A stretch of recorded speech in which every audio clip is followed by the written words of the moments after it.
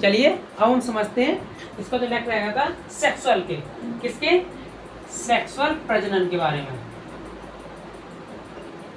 लैंगिक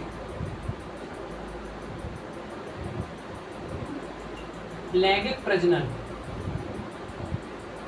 लैंगिक प्रजनन, इसे इंग्लिश में सेक्सुअल रिप्रोडक्शन कहा जाता है। इस प्रकार के प्रजनन में क्या होता है, इसमें मेल फीमेल की जरूरत होती है और ये दोनों में देखने को मिलता है। अप्रोक्सिएट प्लांट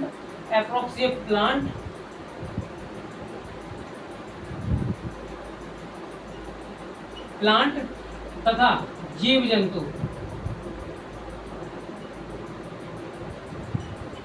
जंतु दोनों में देखने को मिलता है। जीव जंतु मानव, पशु, भेड़, बकरी, ये सब आ जाते हैं। मानव, पशु जितने भी हैं वो सारे आ जाते हैं, जानवर। इसमें क्या आ जाते हैं, इसमें पेड़ पौधे आ जाते हैं।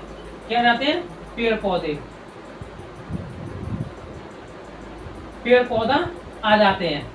ठीक है, ये प्लांट जो होता है इनका भी क्या होता है, मेल फीमेल होता है। इसमें जो प्लांट का जो पुरुष होता है यानी कि मेल होता है उसे पुंकेश्वर कहा जाता है और फीमेल जो होता है उसे जयांग कहा जाता है। तो ये एक सेक्शन हो जाता है बॉटनी का। किसका, बॉटनी का। ये बॉटनी हम बताएंगे, अभी मेरे चल रही है बायोलॉजी, तो हम बात करते हैं इस पे, बायोलॉजी वाले पे। ठीक है, वो बॉटनी का सेक्शन हो जाता है। ठीक है, तो अब हम बात करते हैं जीव जंतु पे। तो यहाँ पर क्या होता है, देखो अब बात करें इनकी, तो इसमें क्या होता है, मेल में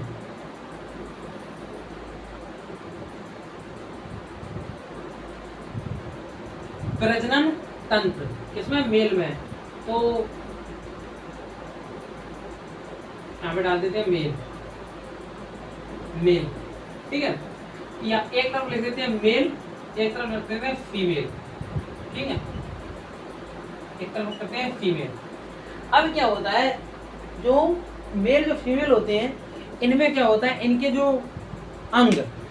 जो अंग जो होते हैं शरीर के, वो जो रिप्रोडक्टिव सिस्टम में भाग लेते हैं उनको क्या कहा जाता है, जननांग कहा जाता है। क्या कहा जाता है, जननांग। उन्हें जो मुख्य जननांग कहा जाता है।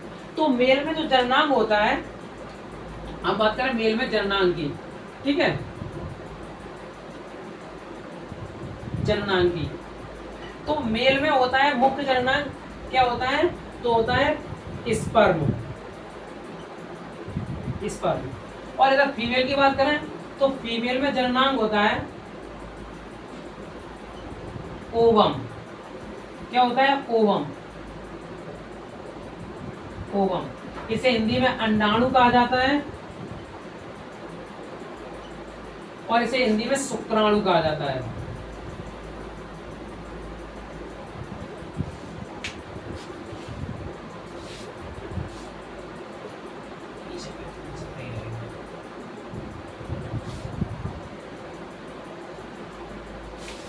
एक तरफ लिख देते हैं मेल,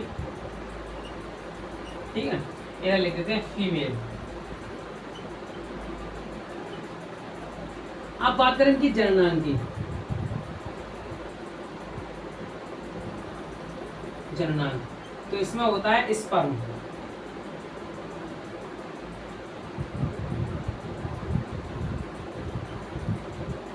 इसे हिंदी में शुक्राणु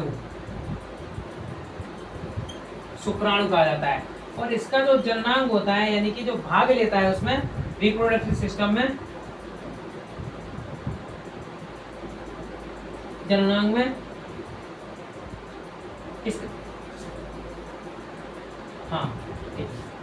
इसका होता है ओवम।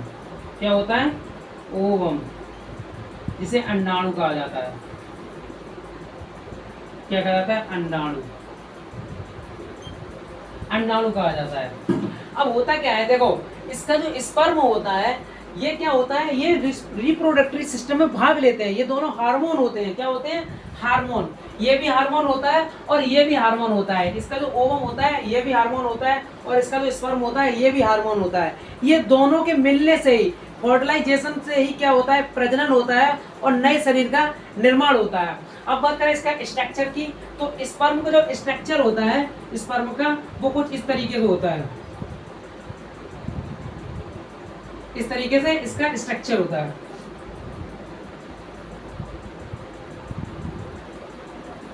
ठीक है। ये जो होता है इसका ये न्यूक्लियस होता है, क्या होता है, न्यूक्लियस। न्यूक्लियस इसमें क्या होते हैं, इसमें तेज जोड़ी क्या होते हैं, क्रोमोसोम, तेज जोड़े क्रोमोसोम।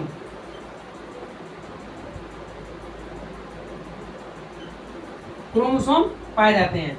और इसका जो बाहरी जो भाग होता है इसे कहा जाता है माइटोकॉन्ड्रिया। क्या कहा जाता है, माइटोकॉन्ड्रिया।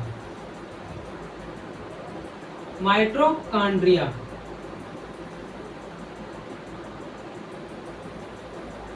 माइटोकॉन्ड्रिया। और ये इसकी जो टेल होती है, टेल, इसको टेल कहा जाता है, यानी कि जो पूंछ होती है इसको टेल ही कहा जाता है। इसी के जरिए ये जो स्पर्म जो होता है, स्पर्म जो रिप्रोडक्टिव सिस्टम में भाग लेता है मेल का, इसका जो स्ट्रक्चर होता है कुछ इस तरीके से होता है। ये क्या होता है, इस पूंछ के जरिए ये क्या करता है, गति करता है। क्या करता है, गति करता है। ये पूंछ नहीं रहेगा ना तो रिप्रोडक्टिव सिस्टम में भाग ही नहीं ले पाएगा, ये पहुंच ही नहीं पाएगा, ओवरी तक पहुंच ही नहीं पाएगा और फॉलोपियन ट्यूब में निषेचन नहीं हो पाएगा। तो इसमें पूंछ का होना भी बहुत जरूरी है। क्या होता है, बहुत जरूरी होता है। उसके अंदर जो होता है वो केंद्रक होता है। क्या होता है, केंद्रक होता है। ऐसे ही जो फीमेल होती है, फीमेल होती है, इनका क्या होता है, इनका अंडा के समान होता है, जैसे अंडाणु कहा जाता है। इसके अंडाणु में भी अंदर क्या होता है, केंद्रक होता है। तो इसका भी अंदर क्या होता है, न्यूक्लियस हो गया। क्या हो गया, न्यूक्लियस। इसमें भी क्या रहते हैं, तो तेज जोड़े क्रोमोसोम, इसमें भी तेज जोड़े क्रोमोसोम होते हैं। इसका जो बाहरी भाग होता है इसमें एक स्ट्रक्चर पाए जाते हैं, ये हल्का हल्का ये खुदरा खुदरा पाया जाता है। इस खुदरे खुदरे को ही क्या कहा जाता है, कोरोना। क्या कहा जाता है, इसी के जरिए ये हल्का सा गति करता है। क्या करता है, गति करता है। तो इसके जो ऊपर जो खुदरा खुदरा होता है, ये हल्का हल्का ऊंचा नीचे होता है, ये लच्छे के समान सॉरी, मतलब कि ये करने में गति करता है। ये खुदरा खुदरा जो होता है इसको ही कहा जाता है कोरोना रेडियोटा। क्या कहा जाता है, कोरोना रेडियोटा। रेडियोटा क्या कहता है, कोरोना रेडियोटा। इसके अंदर रहता है ये न्यूक्लियस। ये न्यूक्लियस तथा कोरोना रेडियोटा के बीच में एक झिल्ली पाई जाती है। एक न्यूक्लियस जो होता है एक झिल्ली के अंदर रहता है। इस झिल्ली को कहा जाता है जोना प्लेसोडा। क्या कहा जाता है, जोना प्लेसोडा। जोना प्लेसोडा कहा जाता है। क्या कहा जाता है, जोना प्लेसोडा। ठीक है। अब बात करें, देखो ये तो इसके हो गए हार्मोन। क्या हो गए, हार्मोन। यहाँ पर डाल देते हैं हेडिंग हार्मोन। ये जो हार्मोन जो होता है, ये हार्मोन का जो वो होता है अंडाणु। क्या होता है, अंडाणु। और इसका क्या होता है, स्पर्म। क्या होता है, स्पर्म। मेल का क्या होता है, स्पर्म। ठीक है। अब बात करते हैं इनके जो जननांग होते हैं, सॉरी यहाँ पे ये जननांग नहीं होता है, ये रिप्रोडक्टिव सिस्टम में भाग लेते हैं। क्या करते हैं, प्रजनन में भाग लेते हैं। सॉरी यहाँ पे जननांग नहीं होगा, प्रजनन डालो, प्रजनन। प्रजनन में क्या करते हैं, ये भाग लेते हैं। ये जननांग नहीं होगा, गलती से लिख दिया, प्रजनन। ठीक है। अब बात करते हैं ये जो बनते हैं, यानी कि जो इसका जो स्पर्म बनता है वो जो होते हैं जननांग। क्या होते हैं, जननांग। ठीक है। जैसे जब एक बात को और समझिए, जैसे एक नॉर्मली जैसे कि देख के नहीं बता सकते हम कि ये मेल है फीमेल है। जब भी किसी चीज की पहचान होती है, मेल या ये मेल है या फीमेल है, तो उसके गुप्तांगों से पता किया जाता है। उन गुप्तांग को ही क्या कहा जाता है, जननांग कहा जाता है, जिनसे मेल फीमेल की पहचान होती है। क्या होती है, मेल फीमेल की पहचान होती है। जैसे जो मेल होता है उसका टेस्टिस का होना बहुत जरूरी है, क्योंकि टेस्टिस ही होते हैं जो स्पर्म को बनाने का काम करते हैं। तो मुख्य जननांग हो गया क्या, टेस्टिस। और पेनिस। पेनिस तो खाली एक रास्ता होता है, यानी कि जो स्पर्म जो बनता है उसको निकालने का रास्ता होता है पेनिस। पेनिस का दो ही काम होता है, एक तो पेशाब को शरीर से बाहर निकालना, और दूसरा जो टेस्टिस जो उसको बनाते हैं उनको, स्पर्म को, उसको शरीर से बाहर निकालना। ये दो काम होते हैं पेनिस के। ऐसे ही जो फीमेल होता है, फीमेल की भी क्या होती है, जननांग होते हैं। इनके गुप्तांगों को देख के पता कर सकते हैं कि ये फीमेल है। तो मेल का तो बता दिया, टेस्टिस का होना बहुत जरूरी है, टेस्टोस का होना बहुत जरूरी है, वरना तभी वो मेल है, वरना वो थर्ड जेंडर भी हो सकता है। ऐसी फीमेल, तो फीमेल जो होते हैं, फीमेल का ओवरी जो अंडाणु बनाता है, ओवरी का होना भी बहुत जरूरी है। ओवरी के साथ साथ यूट्रस का भी होना जरूरी है। तो होती है फीमेल की पहचान। क्या होती है? फीमेल की पहचान। ठीक है, अब बात कर लेते हैं एक एक की कि इनके जो जननांग होते हैं। ठीक है, तो यहाँ पे हेडिंग डालते हैं जननांग, यहाँ पे हेडिंग डालते हैं जननांग। इसके जो जननांग होते हैं वो होते हैं टेस्टिस, टेस्टिस, टेस्टिस। इनकी संख्या होती है 2। क्या होती है? 2। इनका जो स्ट्रक्चर होता है वो कुछ इस तरीके से होता है। ये होगी बेस्ट डिफरेंस।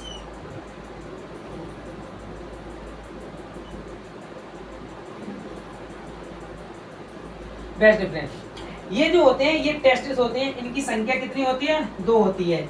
इनके बाहर एक इनकी सहायता के लिए हल्की सी परत पाई जाती है। ये इन्हें सुरक्षा प्रदान करती है। क्या करती है? सुरक्षा प्रदान करती है। क्या करती है? सुरक्षा प्रदान करती है। ये क्या होते हैं? ये मुख्य जननांग होते हैं। किसके? मेल के। किसके? मेल के। तो मेल में हो गया टेस्टिस, मेल का हो गया टेस्टिस। इनको कहा जाता है टेस्टिस। क्या कहा जाता है? Testis, testis. अब टेस्टिस का काम क्या होता है? तो ये करता है हार्मोन का निर्माण। किसका? हार्मोन का निर्माण। टेस्टिस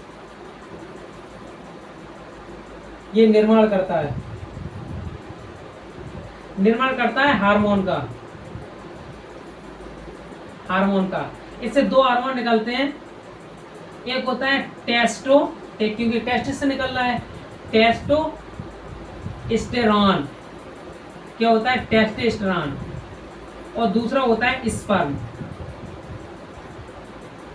स्पर्म क्या होता है? स्पर्म। स्पर्म को शुक्राणु भी कहा जाता है। ठीक है, तो ये टेस्टिस का क्या होता है? ये निर्माण करते हैं हार्मोन का। 2 हार्मोन का निर्माण करते हैं। एक होता है टेस्टोस्टेरोन। क्या होता है? टेस्टोस्टेरोन। और दूसरा होता है स्पर्म। ये टेस्टोस्टेरोन और स्पर्म का निर्माण करते हैं। ये जो इनके नीचे जो ये दिख रही है इनकी सहायता के लिए, इसे कहा जाता है इपिडिडमिस। क्या कहा जाता है?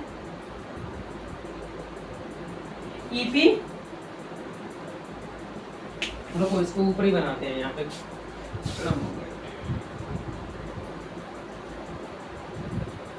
यहाँ पे बना देते हैं।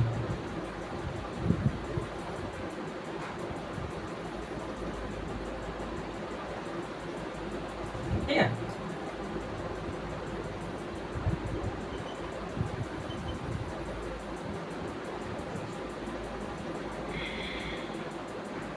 इनको क्या कहा जाता है? Testis, testis. इसको कहा जाता है, ये सहायता प्रदान करता है। ये क्या करता है?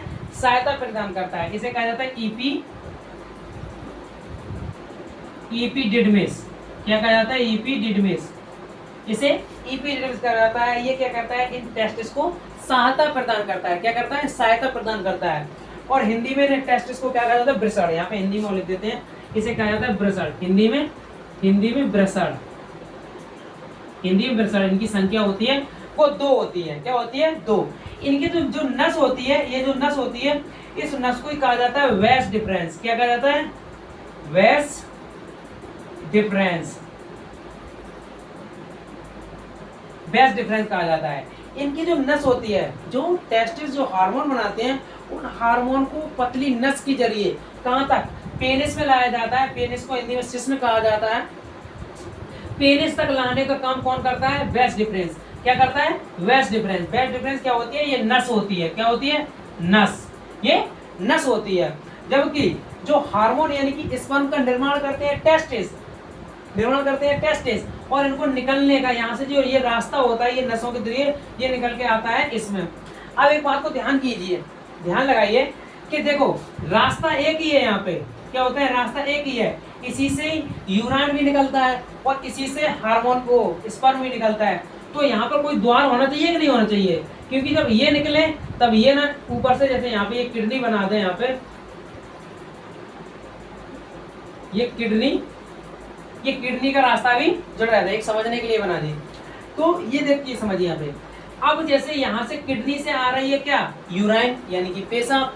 तो पेशाब जब निकलेगा ना तो ये नहीं निकलना चाहिए, और ये जब निकलेगा तो ये नहीं निकलना चाहिए। तो यहाँ पे एक द्वार होना चाहिए ना, तो वो होता भी है। इस द्वार को क्या कहा जाता है? Prostate gland. क्या कहा जाता है? प्रोस्टेट ग्लैंड, ये यहाँ पे एक वो लगता है, बाल्ब लगा होता है, क्योंकि जब ये जाए, जब ऊपर से यूरिन जाए यानी कि पेशाब जाए, तब ये नहीं जाएगा, ठीक है, और जब ये जाए तब ये नहीं जाएगा, ठीक है। तो इसमें क्या होता है, इसमें एक वो लगा रहता है, यहाँ पे बाल्ब लगा रहता है, इस बाल्ब को कहा जाता है प्रोस्टेट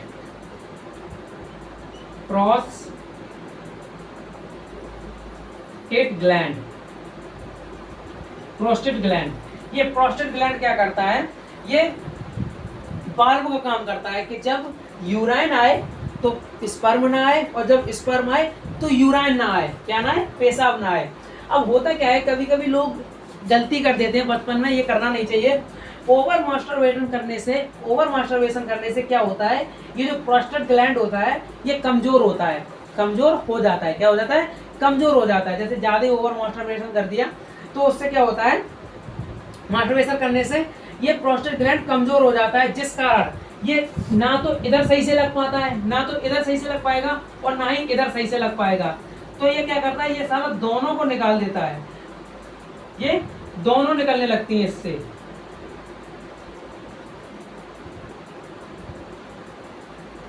इससे दोनों निकलने लगती हैं, तो उसे ही कहा जाता है हड्डी जरना। क्या कहा जाता है, हड्डी जरना। क्योंकि जब इससे भी देखो, ये प्रोस्टेट ग्लैंड जब कमजोर हो जाता है तो यहाँ से यूराइन भी निकलता है, अब पता चले यूराइन को निकाल रहा है और साथ ही साथ ये भी निकलने लगा, तो उसे क्या कहते हैं, उस भी वो बीमारी हो जाती है, उसे कहा जाता है हड्डी जड़ना। कभी कभी ये स्वप्न दोष भी हो जाता है कि ये प्रोस्टेट ग्लैंड हो जाता है कि जो रात में नाइट फेल हो जाता है, तो यहीं से हो जाता है। इसका जो प्रोस्टेट ग्लैंड होता है इस पर इसका नियंत्रित अच्छे से नहीं रहता है, ये बहुत एक बीमारी होती है। डॉक्टर से इससे मिलोगे तो डॉक्टर इससे इलाज भी कर देता है, ठीक है। तो ये हो गया मेल का, किसका, मेल का। अब बात करते हैं इसकी, देखो मेल जो होता है, मेल में कम से कम एक बार में जो हार्मोन की जो मात्रा होती है, हार्मोन बनने की मात्रा यानी कि स्पर्म बनने की मात्रा होती है, वो कम से कम 7 ml होनी चाहिए। कितनी, 7 ml। 7 ml में लगभग 20 लाख क्या होते हैं, शुक्राणु। क्या होते हैं, शुक्राणु। 20 लाख शुक्राणु पाए जाते हैं, जिसमें फर्टिलाइजेशन खाली एक करता है, जिसमें काम सिर्फ एक का होता है, बाकी वो अपनी उनकी टाइमिंग होती है, लाइफ टाइमिंग, वो खत्म हो जाते हैं, ठीक है।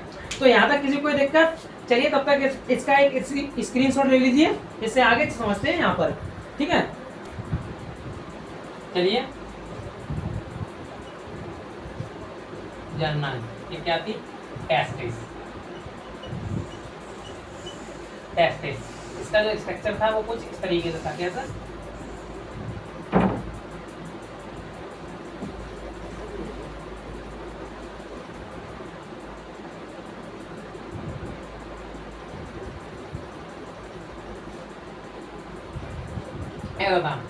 अब देखो इससे जो हार्मोन बनते हैं, क्या बनते हैं, हार्मोन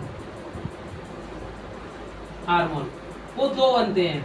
कौन से, 2। एक होता है टेस्टिस से बनता है, क्योंकि इधर लिखूं, इससे जो हार्मोन बनते हैं वो 2 हार्मोन बनते हैं। पहला होता है, क्योंकि ये टेस्टिस है, इसे क्या कहा जाता है, टेस्टिस, ठीक है। तो इससे जो हार्मोन बनते हैं, टेस्टिस से बनने वाला टेस्टोस्टेरोन, क्या होता है, टेस्टोस्टेरोन, और दूसरा होता है स्पर्म, इसे शुक्राणु कहा जाता है। क्या कहा जाता है, शुक्राणु। ये टेस्टोस्टेरोन क्या होता है, ये गौण लक्षण लाता है। ये क्या करता है, ये पतला होता है पानी के समान। ये स्पर्म निकलने से पहले निकलता है टेस्टोस्टेरोन। ये टेस्टोस्टेरोन का निकलना भी बहुत जरूरी होता है, ठीक है। तो ये क्या करता है, ये उत्तेजना पैदा करता है, टेस्टोस्टेरोन उत्तेजना पैदा करता है। जैसे कि ये 12 साल की उम्र में, देखो ये टेस्टोस्टेरोन जो बनना शुरू होता है वो मेल में शुरू हो जाता है 12 साल की एज के बाद। 12 साल की एज के बाद उसका टेस्टोस्टेरोन बनना शुरू हो जाता है और स्पर्म बनना शुरू हो जाता है। तब क्या होता है, जो मेल होता है वो फीमेल की तरफ अट्रैक्टेड होने लगता है। क्या होने लगता है, अट्रैक्टिव। उससे पहले वो अट्रैक्ट नहीं होता है, क्योंकि उसके अंदर जो अट्रैक्ट करने वाला जो हार्मोन है टेस्टोस्टेरोन, ये टेस्टोस्टेरोन जो हार्मोन है ये उससे पहले उसके शरीर में नहीं बन रहा था, ठीक है। तो ये क्या करता है, ये गौण लक्षण को लाता है, उत्तेजना को बढ़ाता है, गौण लक्षण को,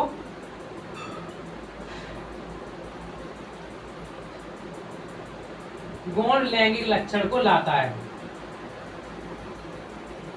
गौण लैंगिक लक्षण लाता है, गौण लैंगिक लक्षण को लाता है। जैसे इसका जो एग्जाम्पल होता है, दाढ़ी आना, दाढ़ी आना है, आवाज का भारी होना,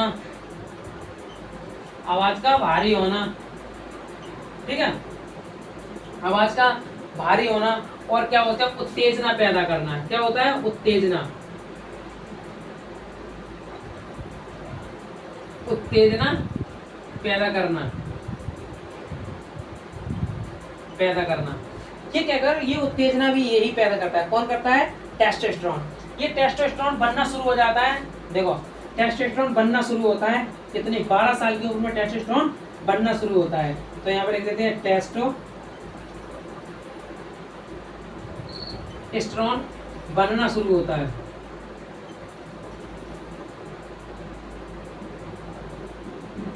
बनना शुरू होता है 12 साल की एज तक।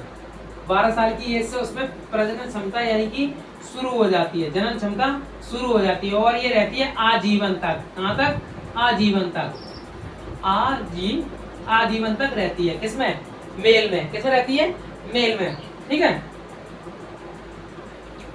ये 12 साल की एज से बनना शुरू हो जाता है टेस्टोस्टेरोन। दूसरा जो होता है वो स्पर्म होता है। क्या होता है, स्पर्म।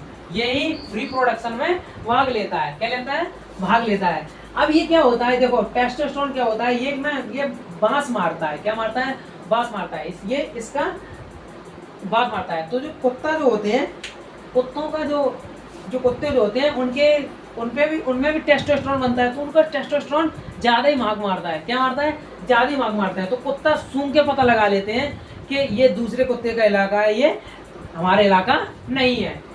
क्या बोला था, हमारा इलाका नहीं है, ठीक है। तो यहाँ तक किसी को कोई दिक्कत, इसमें ये बनना शुरू हो जाता है 12 साल की एज से, और आजीवन तक रहता है, ठीक है, आजीवन तक रहता है। ये तो हमारे हो गए मेल के। किसके, मेल के। अब हम इधर समझ लेते हैं फीमेल के, ठीक है। किसका समझ लेते हैं, फीमेल के।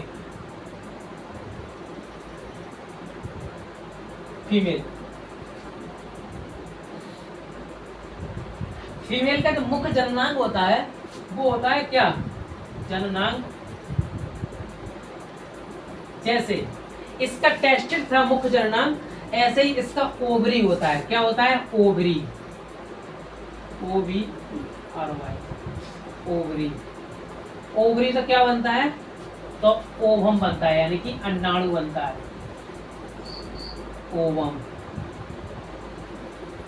अंडाणु,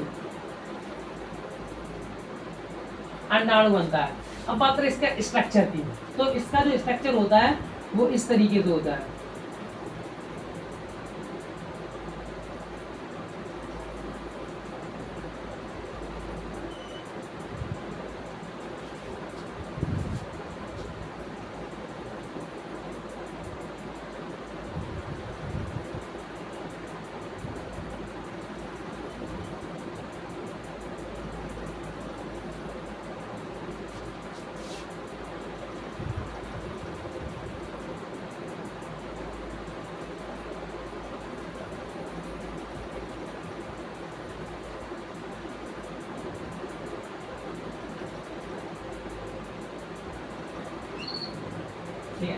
ये हो गया ओवरी का स्ट्रक्चर। ओवरी, इनकी भी संख्या कितनी होती है, 2।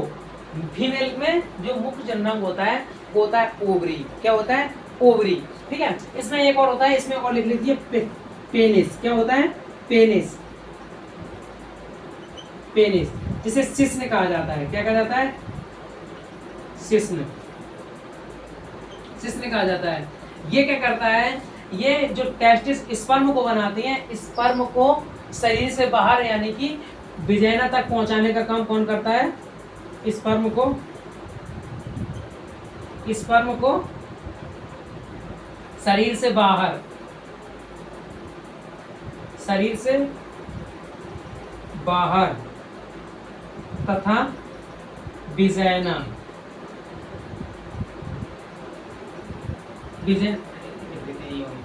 योनि तक पहुंचाने का काम करता है, पहुंचाने का काम करता है। क्या करता है? काम करता है, काम करता है। ठीक है, ऐसे ही देखो अब यहाँ पे समझ लेते हैं इसका। ये तो हो गया मेल का। अब समझते हैं फीमेल का। फीमेल का जो मुख्य जननांग होता है वो होता है ओवरी और यूट्रस। क्या होता है? ओवरी और यूट्रस।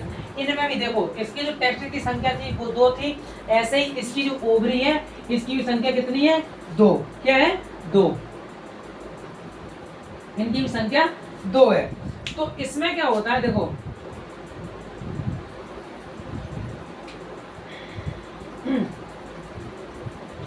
ये ओवरी में क्या बनते हैं? अंडाणु बनते हैं। ऐसे छोटी छोटी मात्रा में क्या बनते हैं? अंडाणु। क्या होता है? अंडा का निर्माण। किसका होता है? अंडा का निर्माण। किसमें? ओवरी में। ये ओवरी की संख्या 2 होती है। लेकिन मेल का जो होता है वो एक ही साथ दोनों काम करते हैं, जबकि फीमेल में ऐसा नहीं होता है। फीमेल में क्या होता है? इस महीने, जैसे इस महीने अगर ये ओवरी अंडाणु को निर्माण कर रही है, यानी कि ओवम का निर्माण कर रही है, तो इसका ये नहीं कर रही होगी, और अगले महीने ये करेगी तो ये नहीं करेगी। ये इनका मतलब एक एक महीने का गैप होता है। जैसे इस महीने ये काम कर रही है, इस साइड की बना रही है, तो अगले महीने ये वाली बनाएगी।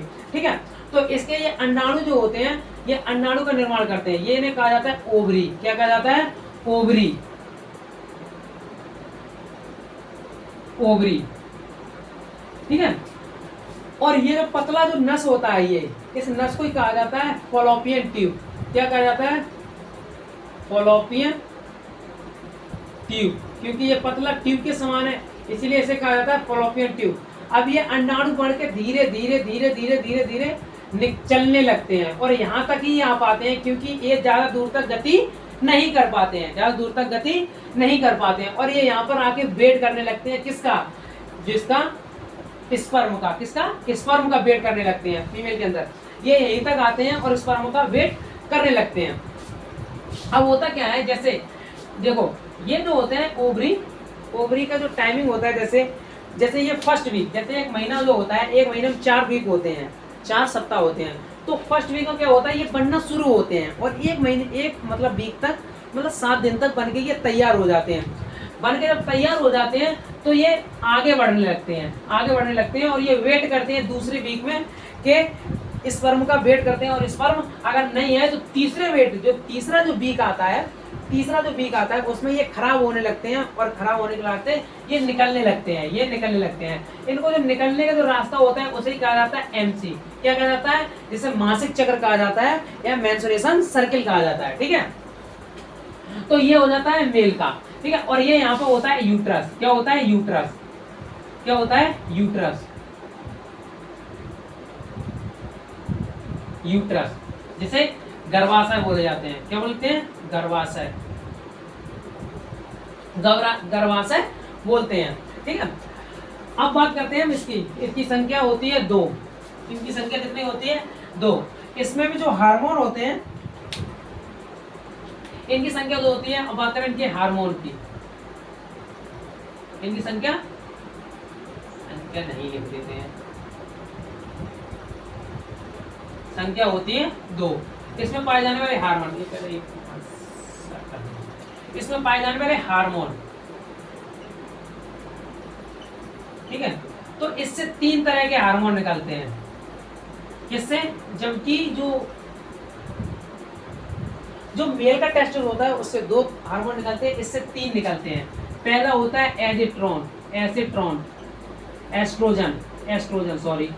एस्ट्रोजन होता है, और दूसरा होता है प्रोजेस्टेरोन,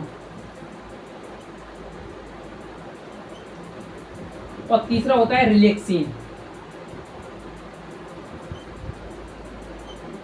रिलैक्सिन। इन तीनों का काम होता है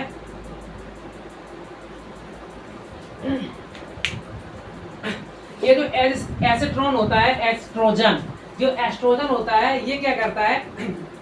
ये मेंस्ट्रुएशन सर्कल को नियंत्रित करता है। किसको? मेंस्ट्रुएशन सर्कल को क्या करता है? तो नियंत्रित करता है। नियंत्रित करने का काम कौन करता है? नियंत्रित नियंत्रित करने का काम कौन करता है? एस्ट्रोजन। क्या करता है? एस्ट्रोजन। और जो प्रोजेस्टेरोन होता है ये क्या करता है? माँ के पेट में पल रहा है जो बच्चा, माँ के पेट में जो बच्चा पल रहा होता है उसे प्रोटेक्ट, पास से प्रोजेस्टेरोन है, पास से प्रोजेस्टेरोन और पास से प्रोटेक्ट। ये क्या करता है? ये माँ के पेट में जो पल रहे बच्चे यानी कि गर्भाशय में जो पल रहा बच्चे को प्रोटेक्ट यानी कि बचाव का काम करता है। तो ये क्या करता है? बचाव का काम करता है। गर्भावस्था में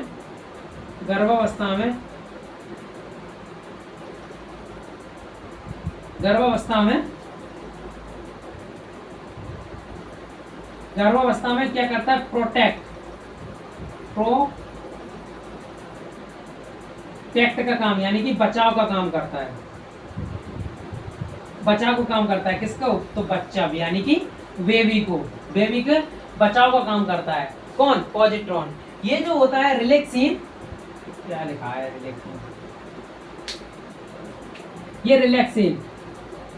ये क्या होता है? रिलैक्सिन।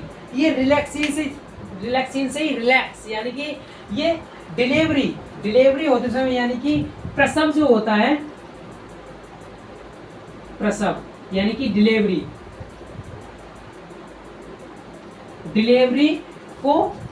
करने में मदद करता है। ये क्या करता है? ये बहुत ही चिकना हार्मोन होता है और डिलीवरी के समय ये मांसपेशियां यानी कि विजाइना की जो मांसपेशियां होती हैं, रास्ता होता है, उसको रिलैक्स कर देता है यानी फैला देता है, मांसपेशियों को फैला देता है ताकि रिलैक्स जो डिलीवरी है वो आराम से हो जाए, नॉर्मल हो जाए। तो ये 3 हार्मोन बनते हैं फीमेल में। इसमें फीमेल में ये तीनों का काम अलग अलग होता है। जो एस्ट्रोजन होता है ये मासिक चक्र यानी कि मेंस्ट्रुअल साइकिल को नियंत्रित रखता है और प्रोजेस्टेरोन ये पेट में पल रहे बच्चे, माँ के पेट में पल रहे जो बच्चे को प्रोटेक्ट करने का काम कौन करता है? तो ये करता है प्रोजेस्टेरोन। रिलैक्सिन होता है ये प्रसव यानी कि डिलीवरी में सहायता करता है। क्या करता है? डिलीवरी में सहायता करता है। अब बात करें इसकी, तो फीमेल में जो जनन क्षमता होती है, फीमेल में जनन क्षमता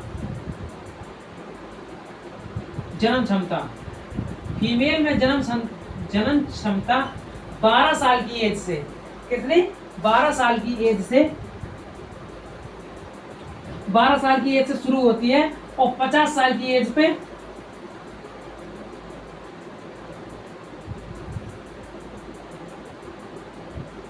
50 साल की एज पे ये समाप्त हो जाती है। क्या हो जाती है?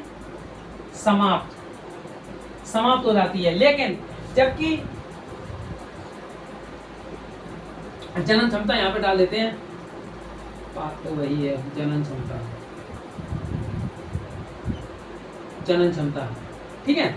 इसमें क्या होता है? इसमें 12 साल से शुरू होती है और आजीवन रहती है, जबकि फीमेल में क्या होती है? 12 से 14 साल होती है, 14 मान लो 12 या 14 होती है, तो 12 या 14 साल से 50 साल तक होती है। इसमें 50 साल के बाद इनकी जनन क्षमता नहीं होती है, जबकि पुरुष की आजीवन तक रहती है। क्या रहती है? आजीवन तक रहती है। अब इसको रिसीव करने का तो इनका जो हार्मोन होता है, इसका जो स्ट्रक्चर तो बना ही देते हैं, अंडाणु का बता ही दिए तो उसमें है। इसका जो रिसीवर होता है, ये जो विजाइना होता है, विजाइना, इसे हिंदी में योनि कहा जाता है। ये योनि, ये क्या करते हैं? ये स्पर्म को रिसीव करने का काम करती है। स्पर्म को क्या करती है? रिसीव करने का काम कौन करता है? तो विजाइना करती है। ये रिसीव करने का काम करती है और साथ ही साथ यूराइन को निकालने का काम करती है। बस 2 ही काम होते हैं विजाइना का, और कुछ काम नहीं होता। बाकी जो काम होता है वो होता है ओवरी का। किसका होता है? ओवरी का। ठीक है, तो ओवरी में ये दोनों, ओवरी की संख्या 2, ये फॉलोपियन ट्यूब, ये हो गया यूट्रस, और ये हो गया यहाँ पे होती है योनि। यहाँ पे क्या होती है? योनि। यहाँ पे होती है योनि। ठीक है, ये तो हो गए दोनों के जननांग। अब हम समझते हैं फर्टिलाइजेशन। इन दोनों को मिला देंगे, मतलब कि निषेधन करा देंगे, फर्टिलाइजेशन हो गया। ठीक है, तो ये इस मेल के जननांग हो गया और ये फीमेल के हो गए। ठीक है, जो प्रजनन में भाग लेते हैं। क्या लेते हैं? भाग लेते हैं। तब तक इसका एक स्क्रीनशॉट ले लीजिए, इससे आगे समझते हैं फर्टिलाइजेशन के बारे में। ठीक।